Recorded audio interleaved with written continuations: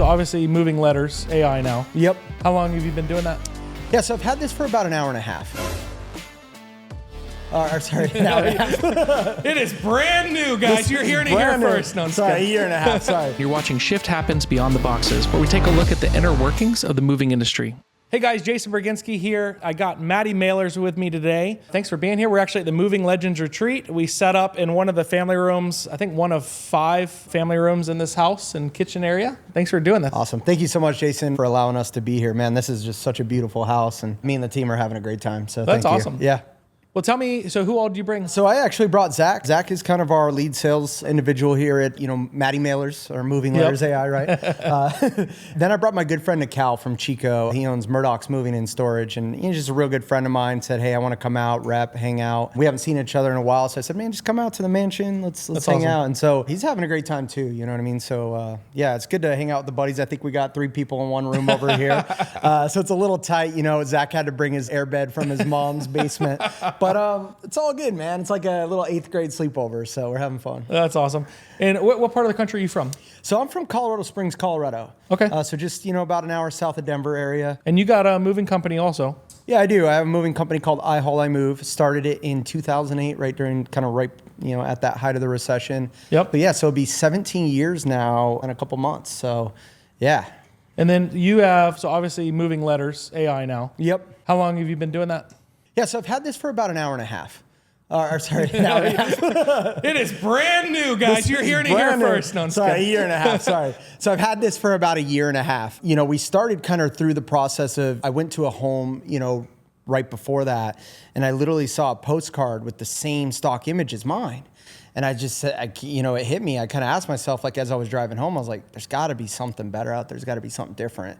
And that's when some of my friends were like, have you seen some of this other stuff like, other home services are doing with Handwritten and things like that? And it just kind of hit me that, like, I think we could elevate this. I think we could do better. And I did all my research, and it kind of spoke to me because I've just always been kind of like a big nerd. I've been, in kind of my community of the movers and stuff. They kind of see me as the guy who knows the technology Sure. and the kind of the guru. And so it kind of spoke to me more. And this is like really the pivot to my true self. I kind of went through a transformation. I was coached by Louis Massaro, so we were all in his mastermind. Yep. And so kind of through that was born like, Matty Mailers, Matty 2.0 really, right? Yep. Lost some weight, started taking better care of myself. And man, it's been a life-changing, thing to really take a bet on myself and do something different. That's cool. Yeah. So you walked in, so you're going to do an on-site, and you look at there, and there's literally, you almost can't tell the difference of any of them, other than just probably your logo and your phone number that's different. And you had multiple people were all getting the same mailers. Yep. And I see this all the time still, Jason, where, and I hear from a lot of our customers and others that they show up to a home, there's like 20 postcards and they all look the same. And I wonder, like, if you swapped your logo with their logo, would anyone ever notice? Yeah. And so I feel like, a lot of movers tend to not brand themselves extremely well, right? Yep. And there's a lot that they could be doing. And the single biggest ROI that I try to tell, our customers or people in the community is, go get some professional photos done. It might be $800, $1,000 to do a media day, plus you got to pay your crew, but you're going to get a bigger ROI on that than anything I can do, and maybe your service can do for them. It's crazy. And people see it. I mean, they know it. Like when you see a stock image, like that family looks too perfect. That that white no one's truck, that happy. You know what I mean? Yeah. Yeah. So you still running your moving company also? I have a really great general manager, Nate. So shout out to you, Nate. That's back home kind of running things. And I got another good people, a part of my team that kind of work for both businesses too right now as well. Awesome. And that really helps. Just kind of like you, I think you got like a lot of people here who kind of work in between all of them, right? Yep. And they kind of help in a lot of the aspects. And it's good because they kind of know the strengths and weaknesses and where we can kind of put some of our effort and our time into the different aspects. I'm still kind of new to the whole second business thing. Like, what is that like? What's it going to be like? So still trying to figure it out. An hour and a half. It's the hour and It's a only half. been an hour and a half. It's only been an hour and a half, guys. Yep. So tell me a little bit, I guess, about Moving Letters AI. So obviously you guys are doing moving letters, but what route have you taken? Yeah. So, number one is obviously, I think our designs are really spectacular. I think we're trying to do things that are cutting edge. Once again, when we were seeing the mailers that all look the same, we wanted to do something different. And so that's exactly kind of what we've done with that, is just really make sure that we're telling our clients to lean on them, their story. Who are you? Yep. And a lot of them just don't do that a lot. And so we're trying to kind of push that more and more, where we're pushing the envelope. Put a dad joke on your postcard. Yeah. Make somebody smile, make their day, make them laugh. And I get, some brands, sometimes it's a little too edgy, especially when you're going to be the ones walking into their home. They want to make sure that they're hiring professionals. Sure. But that, again, we're all real here. We all got to, we got to be ourselves sometimes. Yep. And sometimes when we see that, we really see customers do well with it. So sorry, I think that was your question. No, you're good. And so your guys, talk to me a little bit about what they physically look like. I mean, these are like greeting card types that they're coming, and then they're handwritten inside. What's kind of they looking like? Yeah. So they look like a wedding invitation. So they show up, we do real stamps, and then we use real pen on paper. So we use robots, and through that whole technology and the AI, right? Sure. We go ahead and we use fonts that have over 300 variations of each different letter.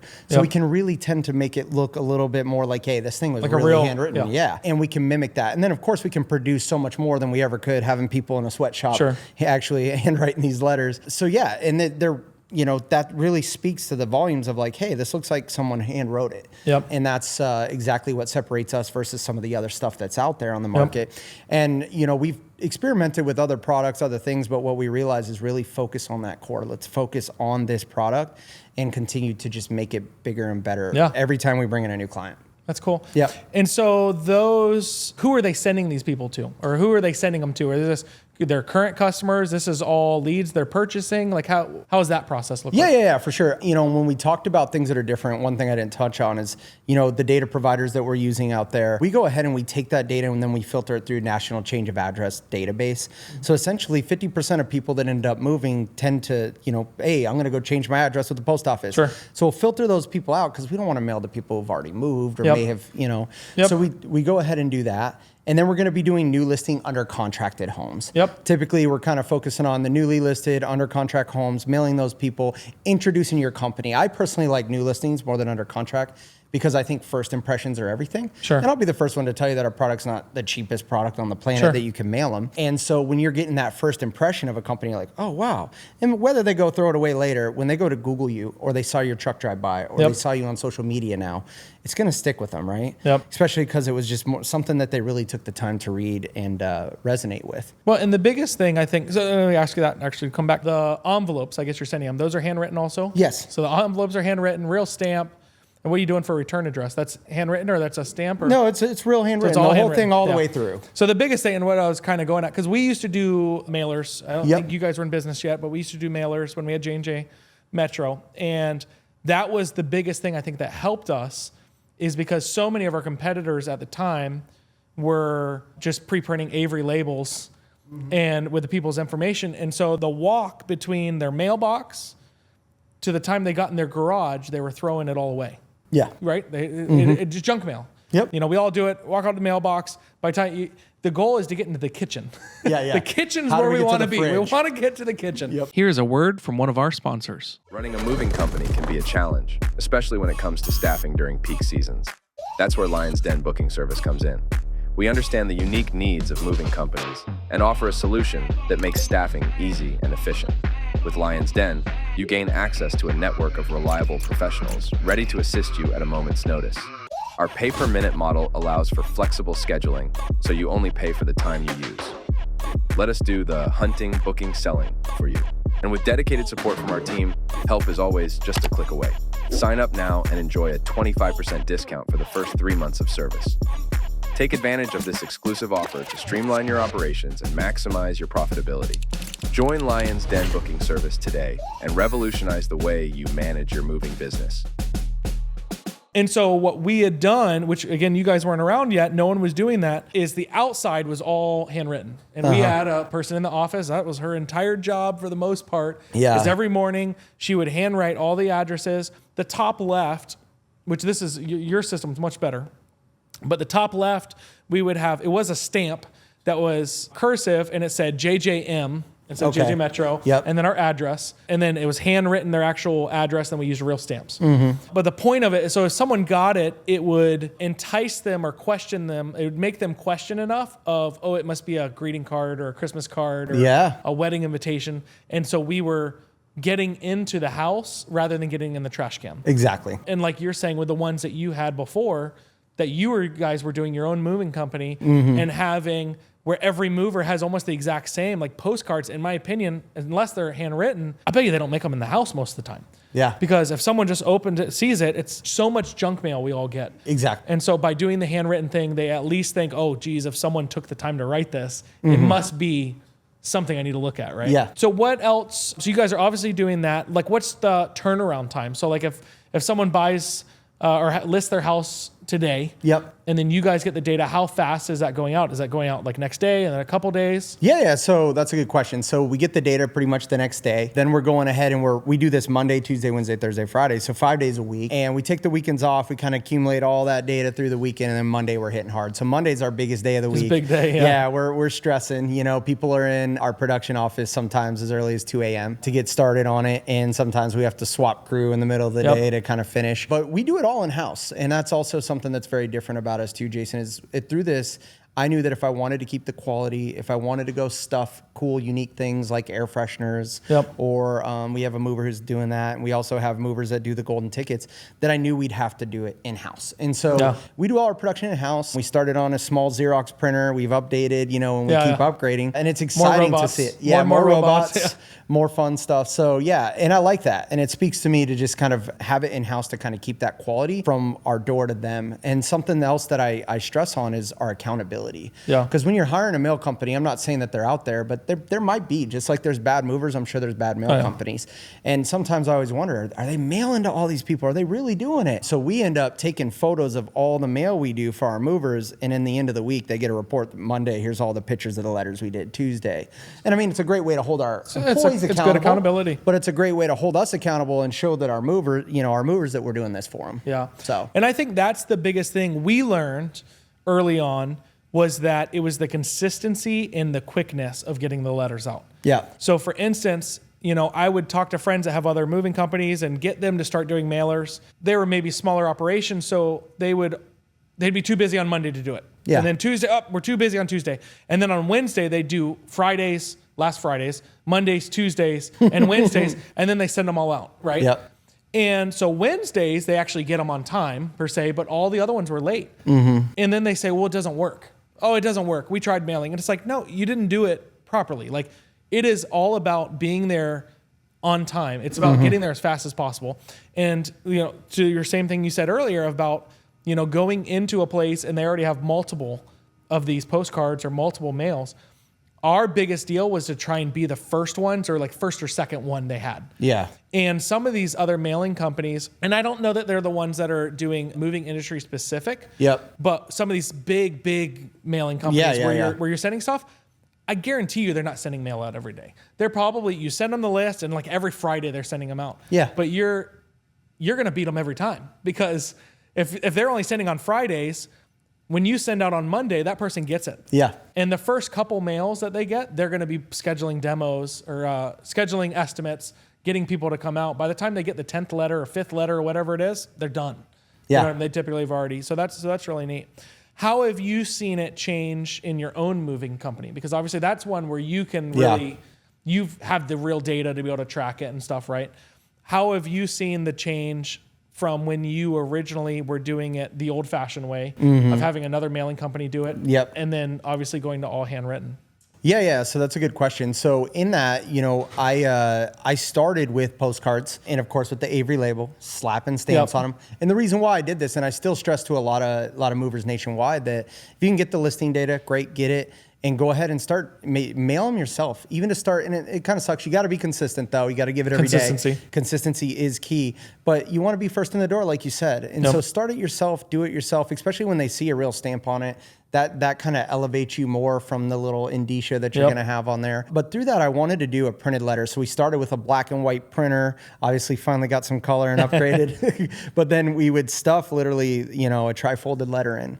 And it had a picture of me. It had a minor handwritten message that probably doesn't look anything as sophisticated as our fonts now. And it just worked so well. And it was weird to see the difference between Postcards would really bring in more of a younger crowd generation, and more elderly crowd, especially the ones who've kind of accumulated a little more of a net worth, would really resonate with that letter. Yeah. And so we would hit 2. And so to this day, I actually send 3 mailing products to a home. And the reason why, as soon as it's, newly listed, then we do another week delay, and we kind of start delaying these pieces out because it's going to take more than one piece to stand out. And it's going to take different pieces too. Yep. So yeah, in that shift, I've seen a consistent ROI within my business to continue to kind of push mail. It's always been my big thing. And even the last mailing company that I used to use, we're a great proponent to help lay a lot of foundation of what we're doing. And that's really helped us. Yeah. So. And I think, some of the stuff you're putting in yours are really cool. Like the golden tickets are neat. And I saw that, which, it literally... So 2 things. One, everyone likes getting mail as long as it's not bills, right? Yeah. But like getting a handwritten letter is like cool. Like if you actually send a handwritten letter to one of your friends and you don't tell them and they get it, they're going to be like, holy crap, like you sent me a handwritten letter, right? Like it means something. So I think that's where part of why people, maybe excitement's not the thing, but the fact that they'll look at it because it's handwritten. They'll actually pay attention to it versus the postcards. But then you guys putting in, so they're like little golden tickets. I don't know, you tell me a little bit about it. Yeah, of course. Yeah, so I'm a big Willy Wonka fan. I'd love to take credit for the golden tickets, but it actually was invented by one of my best friends. Well, obviously it's invented by like Willy Wonka, right? Sure. But Austin Yarbrough from Central Coast Moving, shout out to Austin. Austin is just such an innovator in our community of movers. And he kind of came up with this idea of this golden ticket, and he said, hey, what if we stuff these in there? And I was like, okay, let's try it. And so we did it for him for a while. And through when we started Handwritten with them, versus the time when we were stuffing these golden tickets, we saw a massive good increase. Yeah. And so we said, okay. I said, well, what's it going to take for me to share this with other movers? Now, obviously, I don't give him a kickback. Sorry, Austin. I think I promised him at one point. Don't worry. It's not like Facebook. We're still friends. But regardless, we just wanted to do something so different. And I love Willy Wonka too. I love that feeling of like when you watch that movie and you see Charlie Bucket open that freaking candy wrapper and you see that golden ticket, him and his grandpa finally gets off the bed. It's just fun. What is neat? And y'all's looks very nice. So explain what it looks like a little bit. It's a golden foil. Golden foil. Very shiny. Yeah, so we have to get this through a third party. My printer's not sophisticated enough from this. And they literally, they do the gold foil on this thing, super shiny, and then we go ahead and put a number on there. Yep. And so what we like to do is kind of that paradigm shift where you're kind of breaking their mind with a different number. Like a lot of them say $100 off your move, but sometimes I tell movers, do 107, do 114, like, do something that's different that they're not used to seeing, because everyone sees 100 off. Everyone sees 150 off. And so that's really something that we've done as well. So we go ahead, put their logo on it. We customize it with the phone number, call our team today. And one of the things that Austin always said, which is great, once a shout out to him as well, was that claim your reward. Like, we don't want you to feel like this is a discount. Call us and claim your reward today. Like, this is a reward for you. So very fun. Yeah. It's just a different sense of a sale, like sales technique with the customer. Yeah. Rather than here's a discount for us to be cheaper. Here's for us, it's a reward versus, that, which I think is neat.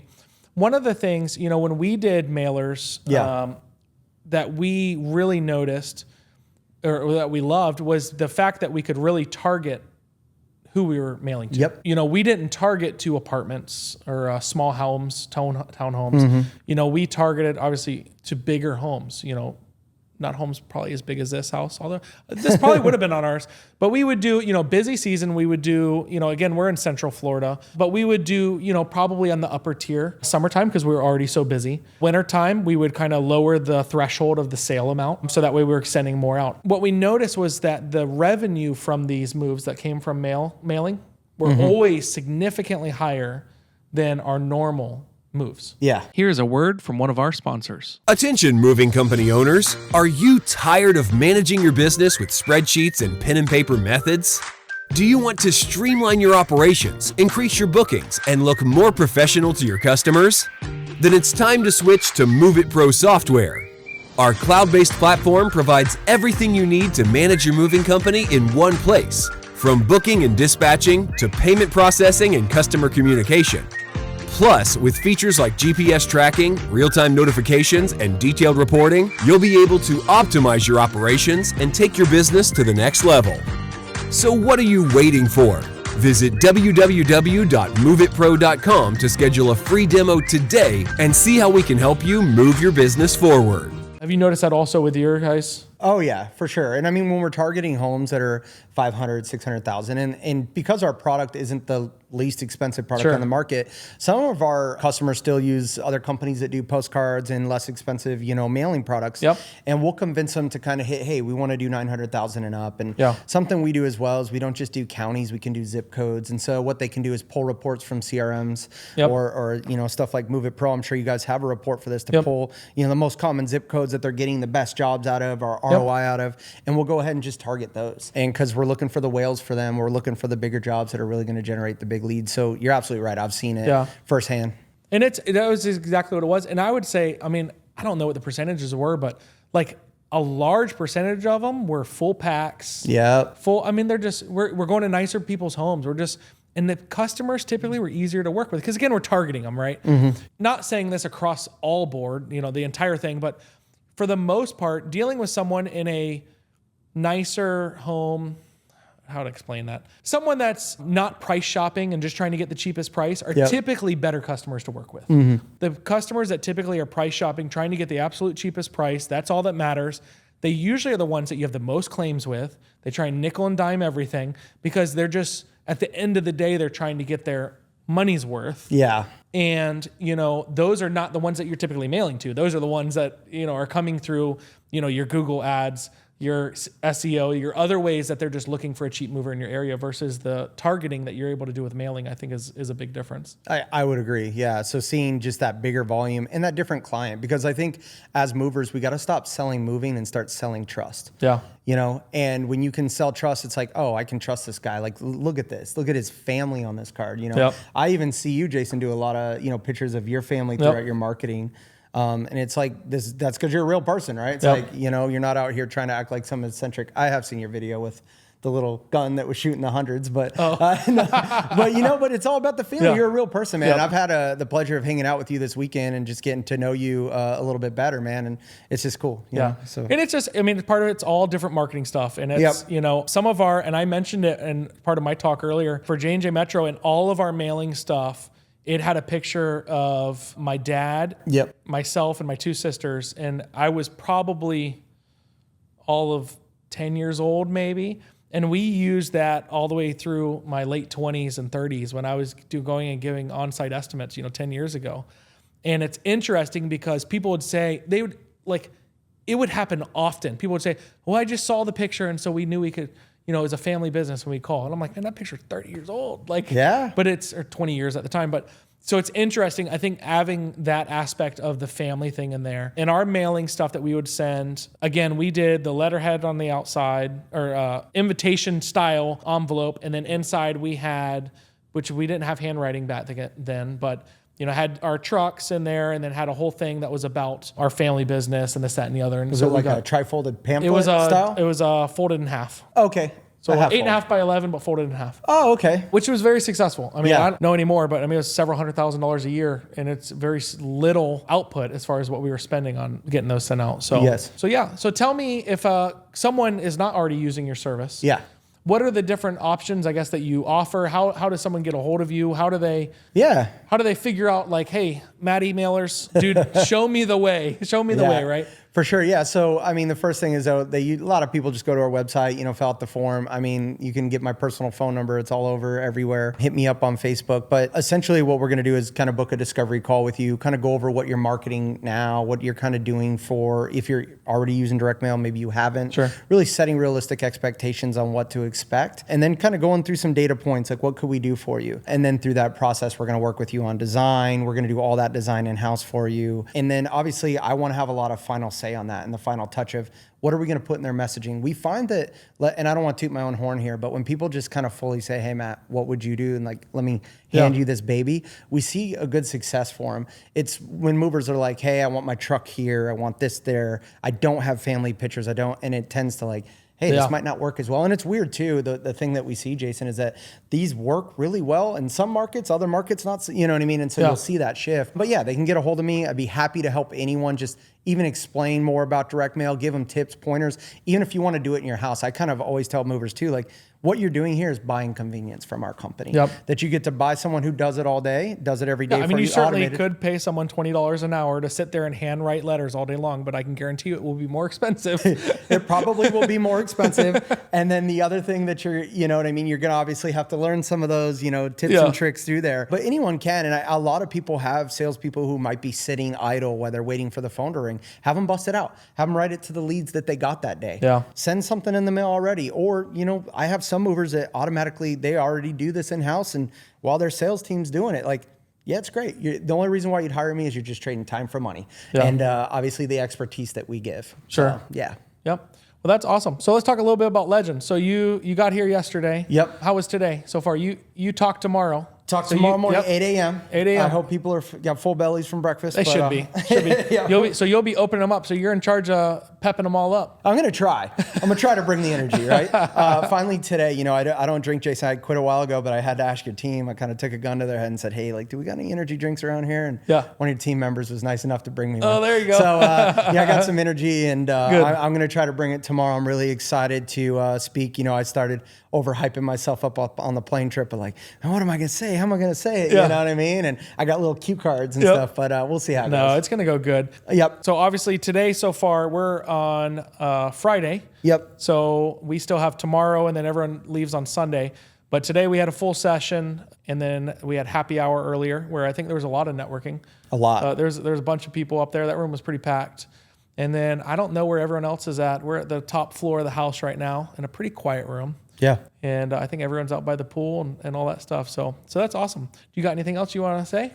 No, just say thank you so much again for, getting me here. I think you had reached out to me on Facebook and said, dude, you should come to this event. You should come hang out with us. And I said, yeah, you know what? It's a good opportunity. And at the end of the day, one thing that I like about your event that I don't see at a lot of these events is the real closeness that you can develop when you're in a home like this. Yeah. Like you go to the other events and you're at a hotel and you're just, I don't know, it just doesn't feel the same. Yep. And so I really like the intimacy that you have created here. And we're excited. We're excited to come back next year. Like we're sold on it. And I'm really excited for you to be doing this, especially for your customers. Like they need to be taking more advantage of this because I can tell you that when I've gone to these events and I met Nical, I met Austin, I met some of the best friends of my life, Mark. Yeah. It changed my life, man. They pushed me. Yeah. They said, bro, you're fat. I went and lost weight.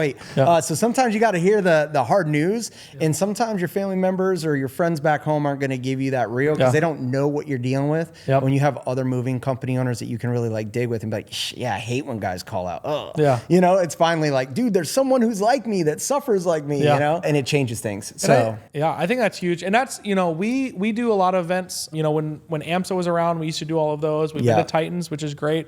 I have a ton of respect for Chad and Wade. The big events is just not my style. I don't mind going and being a vendor and stuff. It's not anything I would ever want to put on ourselves. It's too much work, man. That is a lot of work putting on an event for 500 people. Yeah. But I love doing the house like this. I think we've got around 50 people here. And I think exactly like you said, and again, I mean, we've done a bunch of events. Normally, when the day ends, the seminar portion or the classroom style portion, you usually have a happy hour or something, and then everyone kind of disappears. A few guys will go out to dinner. Someone might go. I think you guys, the last one, you go do some golfing or something. I think we went to Top Golf. Yeah, Top Golf or something. But it's only your real close buddies, and then you go out and do that. Versus like in this house here, you're kind of, in a good way, you're stuck with 50 other guys going through the same shit you're going through every day, all day. Some of them are here in business, and you're here, and some of them are way up here. And being able to be in the same room with these guys and sit on a couch with them like this and talk to them and sit by the pool and a super relaxed opportunity is a completely different feeling than at a big convention. Yeah. And I love the big conventions too. It's just, I definitely like the smaller intimate of these two. So I will say that, through this, no chafe. So because we're all kind of in the small intimate, I don't have to walk very far. Yeah. So I do like that, Jason. Yep. And I don't feel as worn out. Yeah. Like usually by this time at some of those bigger events, I'm fried. Oh yeah. Like 5 o'clock comes around, I'm like, dude, I want to go home, but we still have this networking thing to go to, and I gotta put this time not. So definitely fun, man. So I really appreciate it. Well, cool. Well, thank you again for being here. We'll catch up with you. Awesome, man. Thanks. Thank you. Thanks for tuning into our podcast. If you haven't already, hit the subscribe button and get notified each time a new one comes out. We'll see you next time.